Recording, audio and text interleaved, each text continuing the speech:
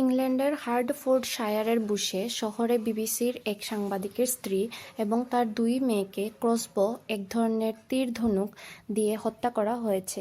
এই ঘটনায় সন্দেহভাজন এক ব্যক্তিকে আটক করেছে পুলিশ। বৃহস্পতিবার বিবিসির এক প্রতিবেদনে এই তথ্য জানানো হয়।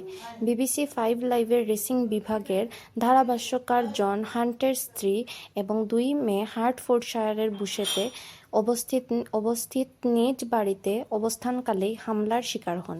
হামলার ঘটনায় জন হান্টের স্ত্রী ক্যারল হান্ট 61, তার দুই মেয়ে হানা হান্ট 28 এবং লুইস হান্ট 25 ঘটনাস্থলেই মারা যান।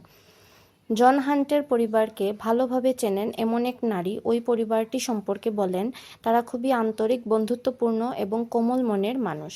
তারা সবসময় অন্যদের সাহায্যে এগিয়ে এসেছেন। পুলিশ জানায়, এ ঘটনায় উত্তর লন্ডনের একটি কবরস্থানের কাছ থেকে কাইল ক্লিফোর্ড 26 নামে এক ব্যক্তিকে আহত অবস্থায় আটক করা হয়েছে। এই হত্যাকাণ্ডে সন্দেহভাজন যে ব্যক্তিকে আটক করা হয়েছে তিনি 2 বছর আগে সেনাবাহিনীর চাকরি ছেড়ে দেন।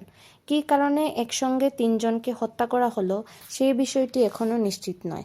হত্যার শিকার নারীদের সঙ্গে সন্দেহভাজন ব্যক্তিদের পূর্ব পরিচয় ছিল কি না তা যাচাই করা সম্ভব হয়নি।